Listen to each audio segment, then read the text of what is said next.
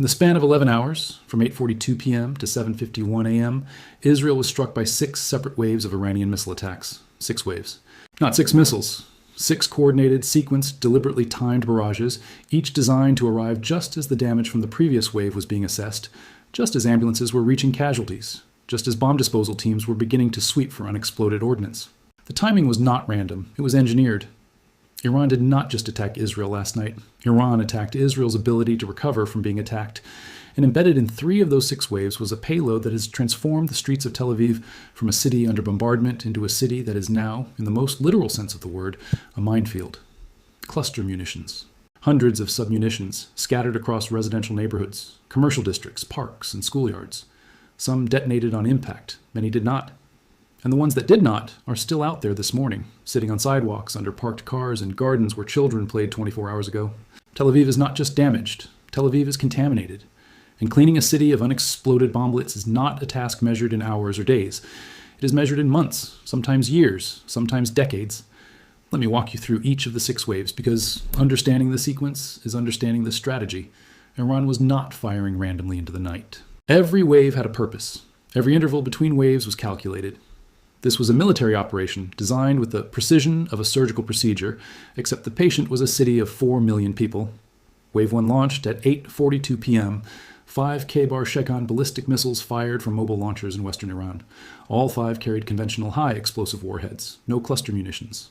This was the opening punch, designed to activate Israeli air defenses, force Arrow and David's sling batteries to reveal their positions through their radar emissions, and deplete a portion of the interceptor stockpile.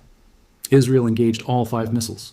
3 were intercepted successfully. 2 penetrated defenses and struck the outskirts of Rishon LeZion, south of Tel Aviv. 1 hit a commercial parking structure. The other struck a road intersection, cratering the pavement and shattering windows in a 400-meter radius. 4 civilians were injured. No fatalities in Wave 1. But Wave 1 was not meant to kill. It was meant to prepare the battlefield for what came next. Wave 2 launched at 10:15 p.m., 93 minutes after Wave 1. 7 missiles this time. 4 K-bar Shekhan and 3 Imad variants. The warhead configuration was mixed. 3 carried conventional explosives. 4 carried cluster munitions. This was the first delivery of submunitions into the Tel Aviv metropolitan area during last night's attack. Israeli defenses engaged all 7. 5 were intercepted. 2 got through. 1 conventional warhead struck an empty lot near Bat Yam, causing structural damage to adjacent buildings but no casualties. 1 cluster munition warhead was intercepted at low altitude, approximately 3,000 meters above central Tel Aviv. The interception destroyed the missile body, but the warhead had already begun dispersing its submunitions. Approximately 20 bomblets scattered across a 600-meter area in the Florentine neighborhood of South Tel Aviv. Florentine is one of the most densely populated neighborhoods in Israel.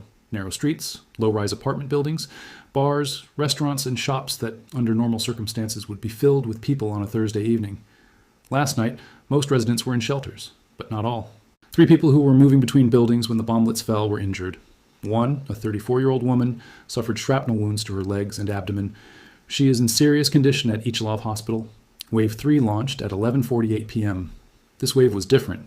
Instead of ballistic missiles, Iran launched 18 Shahed 136 one-way attack drones from positions in western Iraq. The drones flew a low-altitude route across Jordanian airspace, maintaining an altitude of approximately 200 meters to avoid early detection. Their flight time to Israeli territory was approximately 3.5 hours, meaning they had been launched before Wave 1 even hit. Iran had pre-planned the drone wave to arrive in the gap between missile barrages, forcing Israeli air defenses to shift from ballistic missile interception to drone engagement. This is the definition of combined arms warfare. Different weapon systems, different flight profiles, different speeds, different altitudes, all converging on the same target within a compressed time frame. Israeli F-35s and air defense batteries engaged the drone swarm over the Jordan Valley. 14 of the 18 drones were destroyed before reaching populated areas. 4 got through. 2 struck open areas, causing minimal damage. 1 hit a water treatment facility near Netanya, disrupting water service to approximately 40,000 residents. 1 struck a power transmission substation east of Tel Aviv, causing blackouts across 3 neighborhoods that lasted more than 4 hours. No casualties from Wave 3, but the infrastructure damage was precisely targeted: water and electricity, the systems that civilians need to survive a sustained bombardment. Wave 4 launched at 1:33 a.m. 8 K-bar Shekhan missiles. All 8 carried cluster munition warheads. This was the heaviest cluster munition delivery of the night. Iran was no longer mixing conventional and cluster payloads. Wave 4 was pure cluster, pure contamination. Israel intercepted 5. 3 got through. And those 3 missiles scattered their submunitions across an area that bomb disposal experts are now describing as the largest single contamination event in Israeli history. The first cluster warhead dispersed over the Sarona Market District, a mixed commercial and residential area in central Tel Aviv. Approximately 25 bomblets scattered across streets, rooftops, and the outdoor dining areas of restaurants that have been closed since the war began. The second dispersed over Jaffa, the ancient port district in southern Tel Aviv. Bomblets landed on the narrow stone streets of the old city, in the courtyards of residential buildings, and on the grounds of a mosque. The third dispersed over Holon, a city of 200,000 people immediately south of Tel Aviv. Bomblets fell in residential streets, in parking lots, and in the playground of an elementary school that has been closed, but whose grounds have not been secured. Israeli bomb disposal teams responded immediately, but responding to 3 simultaneous contamination zones in the dark, under the threat of additional incoming missiles, is not a task that can be completed in hours. By dawn, disposal teams had located and neutralized 34 bomblets. Their estimate of total bomblets dispersed across the 3 zones is approximately 75 to 90. That means somewhere between 40 and 56 unexploded submunitions are still sitting in the streets of Tel Aviv this morning, each one containing 2.5 kilograms of high explosive, each one capable of killing anyone who touches it, steps on it, or drives over it. Wave 5 launched at 3:17 a.m. This wave targeted Israel's response infrastructure. 6 EMAD missiles aimed not at population centers, but at military and emergency service facilities. 2 targeted Hatzor Air Base in southern Israel. 1 was intercepted. 1 struck a maintenance hangar, damaging 2 F-16 fighter jets that were undergoing repair. Neither aircraft was operational, but the damage to the maintenance facility will delay repairs to other aircraft in the queue.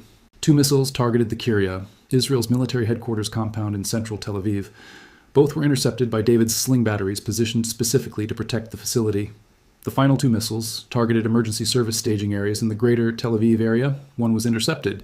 1 struck a parking area where Magen David Adam ambulances were staged for rapid deployment. 3 ambulances were destroyed. 1 paramedic was killed. A 28-year-old emergency medical technician named Yael, who had been working 18-hour shifts since the war began, loading wounded civilians into ambulances and driving them to hospitals that are running out of beds. She survived 9 days of war. She did not survive Wave 5.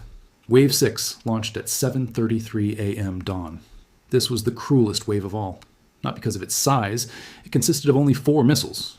Not because of its warhead type, too conventional, too cluster, but because of its timing. 7:33 a.m. is the time when Israelis who spent the night in shelters begin to emerge. It is the time when people check on their homes, their cars, their neighborhoods. It is the time when bomb disposal teams are most active in the streets, searching for the unexploded submunitions from overnight attacks. Iran timed Wave 6 to catch people in the open. The 2 conventional warheads struck areas already damaged by previous waves, compounding destruction in Rishon LeZion and Bat Yam. The 2 cluster warheads dispersed over new areas of Tel Aviv, 1 over the Rothschild Boulevard district, one of the most iconic streets in the city, and 1 over Ramat Gan, the business district home to Israel's Diamond Exchange and dozens of high-rise office buildings that stand empty because no one will work in a building that cannot be reached before a missile arrives. Let me give you the total numbers from last night because the cumulative toll of 6 waves tells a story that individual wave reports cannot capture. Total missiles launched across 6 waves, 30 ballistic missiles, plus 18 drones, 48 weapons total. Ballistic missiles intercepted 19 out of 30, a 63% interception rate. Drones intercepted 14 out of 18, a 78% interception rate. Ballistic missiles that penetrated defenses 11. Cluster munition warheads that dispersed over populated areas at least 7. Estimated total submunitions scattered 150 to 200. Submunitions located and neutralized by dawn 34. Submunitions still unaccounted for, estimated 116 to 166. Civilians killed 6. Civilians injured 47. Emergency responders killed 1. Military personnel injured 8. Aircraft damaged 2. Ambulances destroyed 3. Power disrupted to 3 neighborhoods. Water disrupted to 40,000 residents. Now let me explain why the 6-wave strategy is fundamentally different from anything Israel has faced before, because the sequencing itself is a weapon. In previous conflicts, Iran launched missiles in concentrated barrages, all missiles fired within minutes of each other. This approach is easier to defend against because defense systems only need to be at peak readiness for a short window. Once the barrage ends, crews can rest, systems can recalibrate, and damaged equipment can be repaired. The 6-wave approach eliminates all of that. 11 hours of sustained attack means 11 hours during which every air defense battery must remain fully operational, every radar must stay active, every crew must stay alert, every interceptor must be ready to fire. Human beings cannot maintain peak cognitive performance for 11 consecutive hours. Radar systems generate heat and require cooling cycles. Interceptor loading crews become fatigued. Decision-making degrades. Error rates increase. By Wave 6, the defenders are not the same people they were during Wave 1. They are exhausted, stressed, operating on adrenaline rather than training. And that is exactly when Iran sends cluster munitions into the dawn sky, timing them to exploit the moment when human performance is at its lowest. This is what military doctrine calls tempo warfare, controlling the rhythm of a conflict to exhaust the enemy's ability to respond.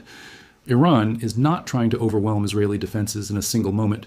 It is trying to grind them down over time, wave after wave, hour after hour, forcing the system to stay at maximum capacity until capacity itself becomes the casualty. Let me walk you through what Tel Aviv looks like this morning, because the city that wakes up after 6 waves of attack is not the city that existed yesterday. Streets that were already scarred by previous nights of bombing are now littered with new craters, new debris, new shattered glass. But the craters and the glass are not what people are afraid of this morning. They are afraid of the things they cannot see, the bomblets, the submunitions from cluster warheads that landed somewhere in their neighborhood during the night and have not yet been found. The Israeli Home Front Command has issued emergency guidelines that read like instructions for navigating a minefield. Do not touch any unfamiliar objects. Do not pick up anything from the ground. Do not allow children outside. Do not walk on grass or unpaved surfaces. Report any suspicious objects immediately. Stay on paved roads and walkways. Avoid areas with visible blast damage. These are instructions for a population that is being asked to live in a city that has been seeded with explosives. Not a battlefield, a city, a place with coffee shops and bus stops and kindergartens. And somewhere between those coffee shops and bus stops and kindergartens, there are between 116 and 166 explosive devices waiting to be disturbed. Let me connect this to money because the economic destruction of 6 waves extends far beyond the physical damage. The Tel Aviv Stock Exchange did not open this morning.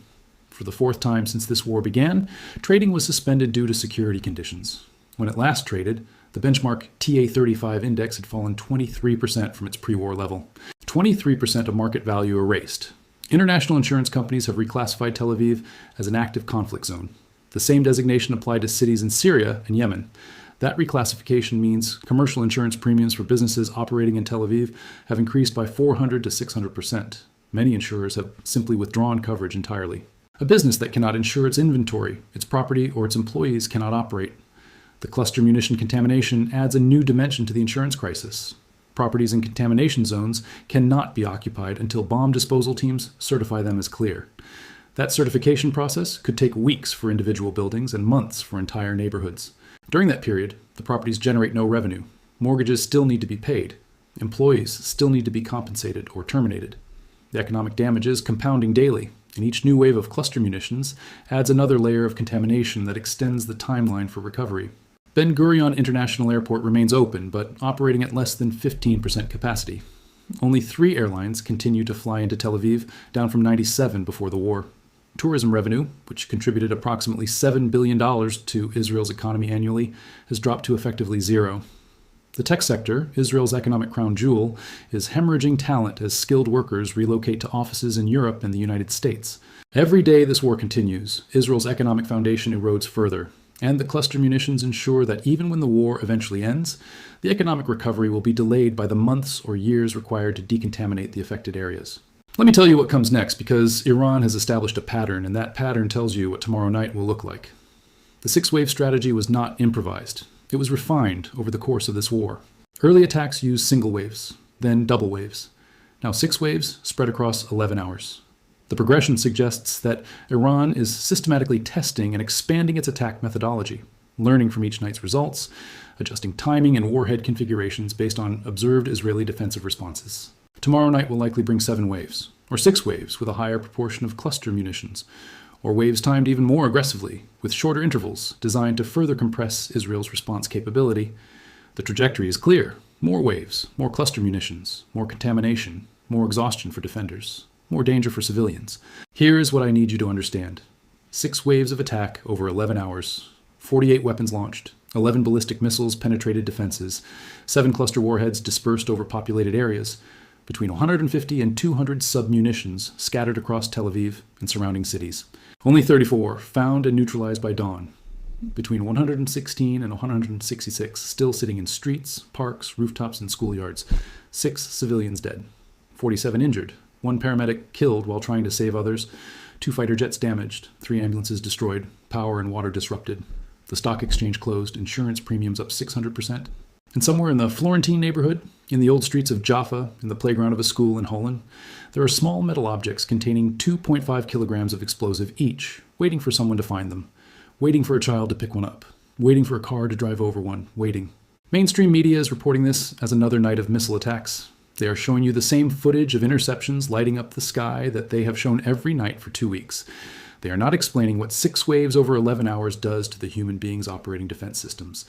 They're not telling you that 116 to 166 unexploded bomblets are sitting in the streets of a city of 4 million people this morning. They are not interviewing the bomb disposal technician who has been crawling through dark streets for 9 hours searching for objects designed to kill him.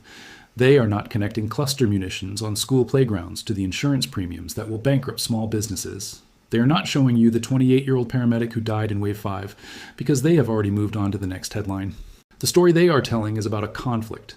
The story I just told you is about a city that is slowly being made uninhabitable, not by a single catastrophic strike, but by the patient, methodical, wave-by-wave seeding of its streets with weapons that keep killing long after the sirens stop. Both stories are true, but only one of them explains why the people of Tel Aviv are not just afraid of the next missile. They are afraid of the ground beneath their feet. Subscribe to War and Money Report.